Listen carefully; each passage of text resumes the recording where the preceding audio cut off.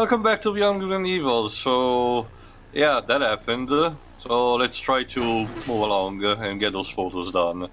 Stay I'm, positive, Jade. Stay positive. I'm wondering, Theo, maybe what happened was, after this game, Michelle really wanted to make this game, to make the sequel to this. However, he wasn't allowed to because of the bomb. But however, he decided to play nice and just do everything.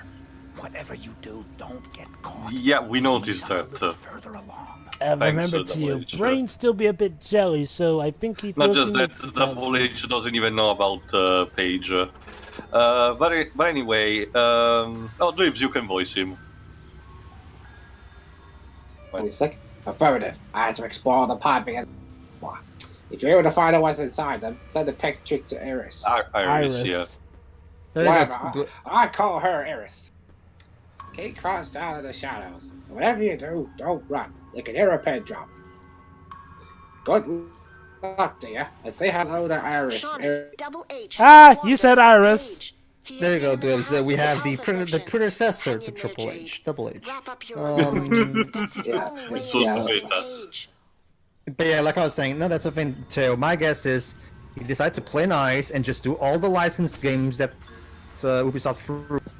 Play nice and just do it. And after being a nice little developer, okay, now you've done everything. You've done all your chores. Now you get to play with your. Keep in mind, though, like the first thing that he decided to do after the licensing stuff was rape.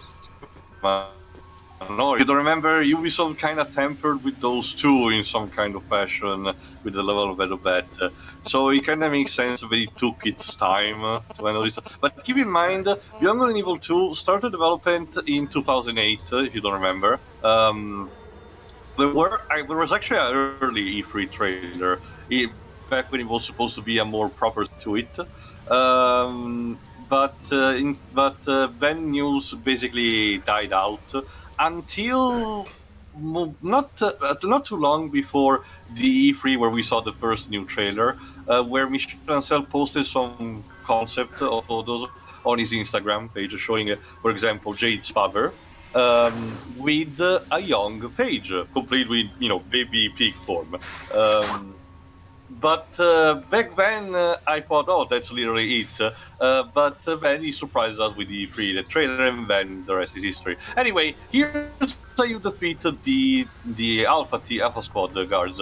You see that tank?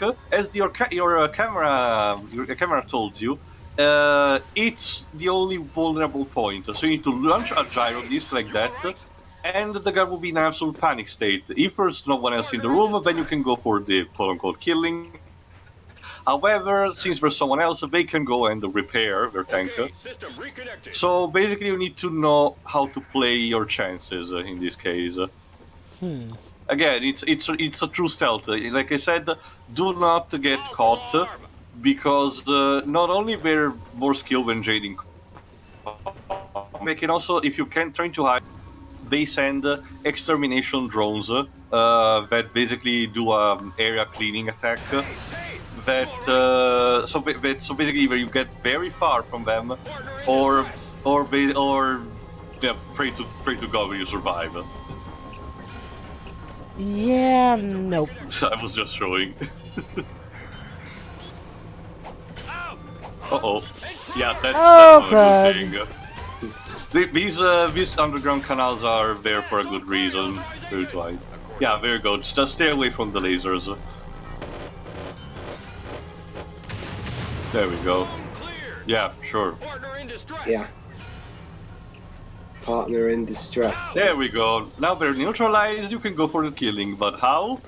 Well, let's go with cartoony logic. Just with a simple king, they fly away into the sunset. Okay. Don't worry, Jova, we're the bad guys anyway. No, I get that, but I'm wondering where they went through. They clipped through the roof and they're flying up into space like Sonic does in 06. If you see in the distance some of these underground stuff, beware, because that means that some guards are around. So you need to play your chances and not running around. Like Double H said, if you start running around, they hear you, and then they're gonna be alerted to your position. Oh shit.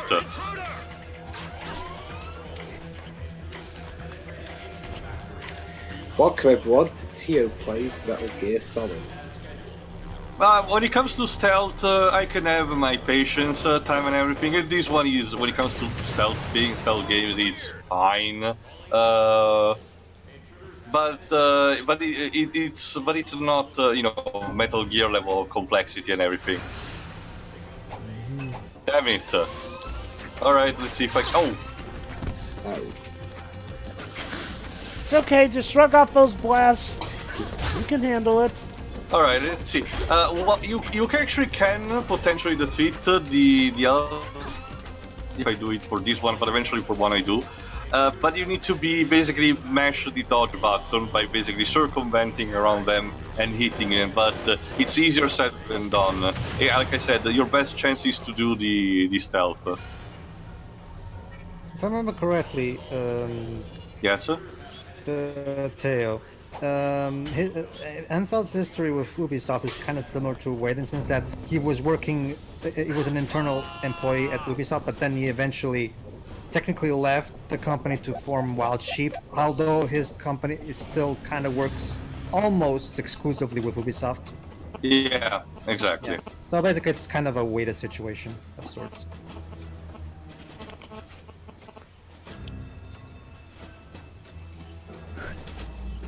Anyway, in the tunnels you can also fight the rats, but these small white animals, like some of the slugs from a previous dungeon, can actually hurt you if you leave them around, because I guess they're just dicks like that.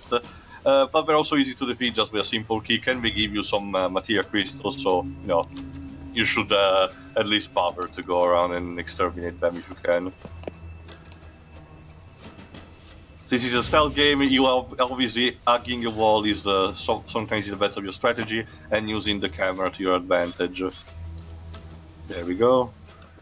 Smile, you son of a.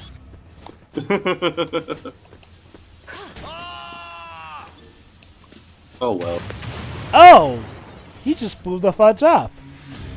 It's like it actually reminds me of when of the there's double H. It's Jade. You could just walk around them, or well, no, hover around unfortunately. them. Oh wait, that's right. He probably doesn't have a jetpack. What you need to do, what you need to do is use the here you go, the disc to open the not that plate, but instead the ones controlling the flame. I was just confused right now. Keep in mind, it's been also a while since when I decided to record it. Yeah, what I was saying, that guard actually reminded me a bit of the PS1 Toy Story 2 game, the one made by Traveler's Tales. When you get a situation where a Pizza Planet token is close to a ceiling, so you get a situation where once in that Pizza Planet token, you can potentially just end the level there and buzz those as usual to the infinity and beyond and just jump up in the air. However, if you're like close to the ceiling, the developers forgot to program properly the camera, so it just starts garbling. You know, somebody mentioned Infinity and Beyond. Yeah. To be fair, Voidwaves, to be fair, the game didn't tell you up until this point. You could have potentially just avoided the guard if you wanted, because there were no roadblocks, and you maybe in a panic just ran away. So Double H actually giving you this hint, it's nice. It just made things a bit easier.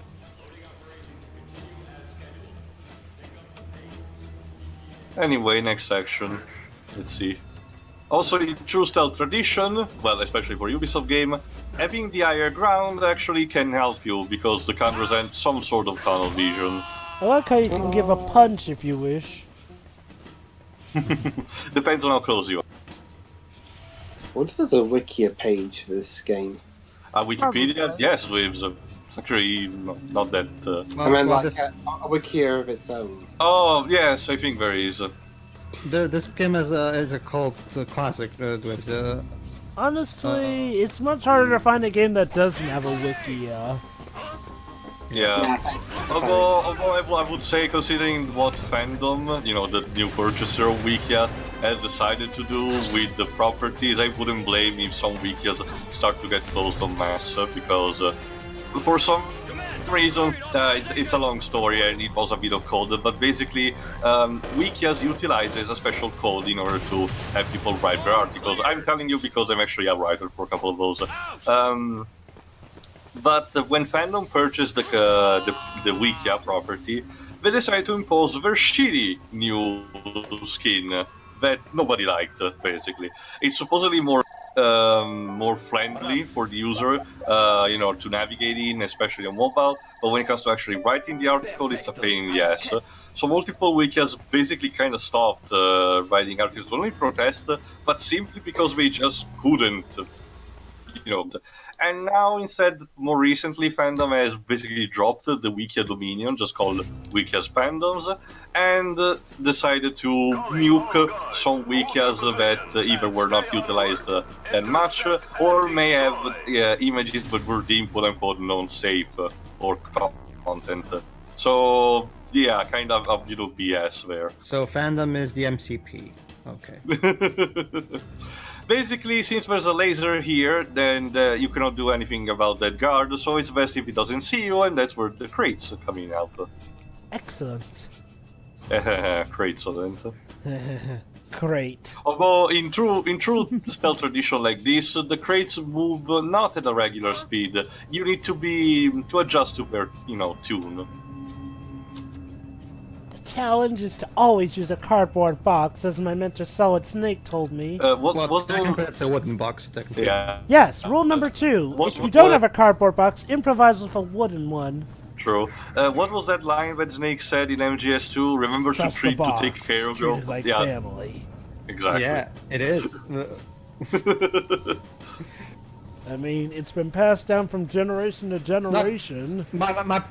My personal favorite is the one in MGS1, where we can get Natasha to literally tell us the history of the cardboard box, and she goes into all this amazing cardboard box trivia, which is basically Kojima going to you. Do you love cardboard boxes yet? Do you? That's an interesting thing to be Also, obsessed. as you may have noticed, hold on, I think it's... Yeah, this is one of your situations where you need to complete a set of photos before getting the codes to this area. But as you can see... We need those photos, Yeah, you Shawnee. get it. The contents of the black cases, the alpha sections with... This is one that's going to be a bit trickier. You need to catch one without their helmets on. Easier said than done. These guys seem to follow protocol quite tightly. Forgot what I was saying. Basically, you can use your gyro disc also as a distracting tool. Basically, moving the guards to a direction to create a diversion and having, instead their tanks exposed to you. So it's there is some creativity level for this stealth. Again, it's not super complex, but it does the job. Well, Shiroi, since Tony Stark is your favorite Marvel character, here's a bit of trivia. When Stan wrote the very first origin story interpretation of Tony, apparently Stan was obsessed with transistors at the time because transistors are apparently capable of creating every single sciencey thing you can imagine, and Tony always is talking about how, I'm going to use these transistors to create these things. Here's this cool thing: by using one of your healing items here, for example, a Starkos, you attract an animal that you need to photograph. Thank you so much for all the important information. Hard to tell what it is with the lighting. Hey, it's a small insect. All you need to know. But the transistor thing was basically the equivalent of the nano machines of MGS. It also reminds me of that clip in the cartoon where Iron Man defeats a radioactive person by having transistors that unfold like a aluminum cover over it, and then he just attaches an inflatable balloon and lets it float in the sky. It's like the 60s these cartoons of Marvel are chock full of this weird shit because they reflect the Silver Age. The 1960s too. Logic hasn't been invented. Or it was also the fact that for basic history for those who don't know, also those are the Nutripills. Superhero comics were starting to be passé, to coming out of of being popular, and instead the comic industry was all instead about romance, western, sci-fi. And stuff. So in order to kind of reinvent themselves, the author and editors, DC and Marvel, decided to be more quirky and just invent stories that they wanted just because. There was still some cheese during the 90s for them kind of cartoons, like the Fantastic Speed. The 90s were mostly associatable to the Dark Age, but yeah. Although anyway, I'll continue in a second. For now, oh, look at that. Pey'j's... Oh. Pey'j's shoes. What have they done with you? God. Anyway, might as well digitalize them. Okay. Oh, there seems to be something on the soil, but we'll check that later. I'm sure it's not important. Oh, shit. But anyway, so basically, one particular method was the so-called marble method, aka basically just painting a cover, a picture, just the cover before for the artist, and then inventing the story later. This led to many covers having weird situation like Batman becoming a baby, Green Arrow, Red Arrow strapped to a totem pole, and having Green Arrow trying to execute him for no reason, stuff like that. But Marvel was less insane. What you got is mostly filler material. It actually is a mini holodeck about the guards, but for now the other one we got near Pey'j's shoes shows instead what happened. Hold on, I'm starting to play it.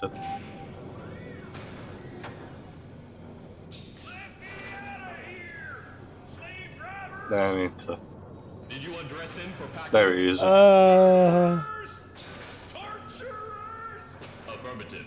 Jumpsuit and shoes. Oh, thank God. Still though. So Pey'j is gonna be. So from now on, Pey'j is gonna be guarded by top men. I was gonna say Pey'j is gonna be external.